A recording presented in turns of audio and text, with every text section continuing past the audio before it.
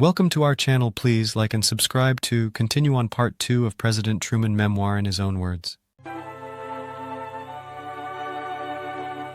the White House at Washington, the flag flies at half-staff as a grief-stricken nation mourns the death of Franklin Delano Roosevelt, President of the United States. Inside in the historic Cabinet Room, Vice President Harry S. Truman takes the oath of office as 32nd President, administered by Chief Justice Harlan Fiske Stone. Mrs. Truman is at his side. President Truman asks the full Roosevelt cabinet to remain in office, expressing his intention to carry on American policies as... That is what I had written only a few hours earlier. But now the lightning had struck, and events beyond anyone's control had taken command. America had lost a great leader, and I was faced with a terrible responsibility. It seems to me that for a few minutes we stood silent, and then there was a knock on the study door. Secretary of State Stettinius entered. He was in tears, his handsome face sad and drawn. He had been among the first to be notified, for as Secretary of State, who is the keeper of the Great Seal of the United States and all official state papers, it was his official underscore duty to ascertain and to proclaim the passing of the President. I asked Steve Early, Secretary Stettinius, and Les Biffle, who now also had joined us, to call all the members of the cabinet to a meeting as quickly as possible. Then I turned to Mrs. Roosevelt and asked if there was anything she needed to have done. She replied that she would like to go to Juan Springs at once, and asked whether it would be proper for her to make use of a government plane. I assured her that the use of such a plane was right and proper, and I made certain that one would be placed at her disposal, knowing that a grateful nation would insist on it. But now a whole series of arrangements had to be made.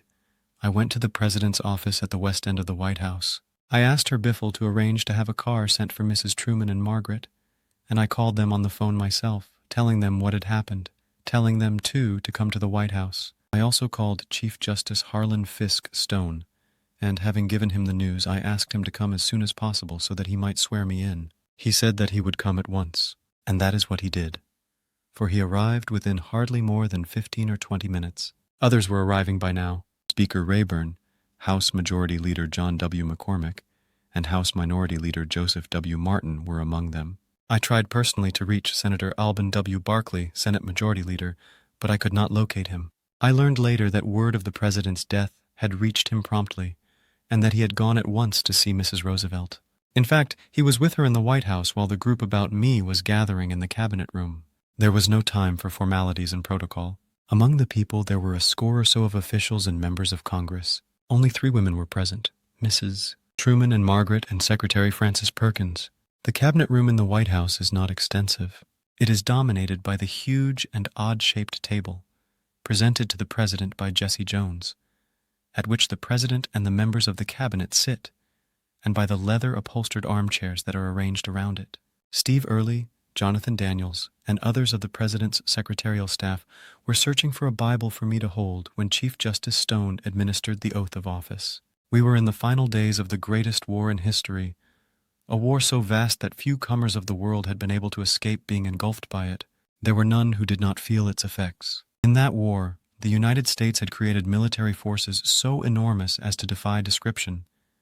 Yet now, when the nation's greatest leader in that war lay dead, and a simple ceremony was about to acknowledge the presence of his successor in the nation's greatest office, only 2 uniforms were present, and these were worn by Admiral of the Fleet Leahy and by General Fleming, who, as Public Works Administrator, had been given duties that were much more civilian in character than military. So far as I know, this passed unnoticed at the time, and the very fact that no thought was given to it demonstrates convincingly how firmly the concept of the supremacy of the civil authority is accepted in our land. By now a Bible had been found. It was placed near where I stood at the end of the great table. Mrs. Truman and Margaret had not J-Ned me for over an hour after I had called them, having gone first to see Mrs. Roosevelt. They were standing side by side now, at my LDT. Hilk Chief Justice Stone had taken his place, adore me at the end of the table. Clustered about me and behind were 9 members of the cabinet, while Speaker Rayburn and a few other members of Con took positions behind Chief Justice Stone. There were others present, but not many. I picked up the Bible and held it in my left hand. Chief Justice Stone one ed his right hand and gave the oath as it is written in the Constitution. With my right hand raised, I repeated it after him. I, Harry S. Truman, do solemnly swear that I will faithfully execute the office of President of the United States and will, to the best of my ability, preserve, protect, and defend the Constitution of the United States. I dropped my hand. The clock beneath Woodrow Wilson's portrait marked the time at 7:09.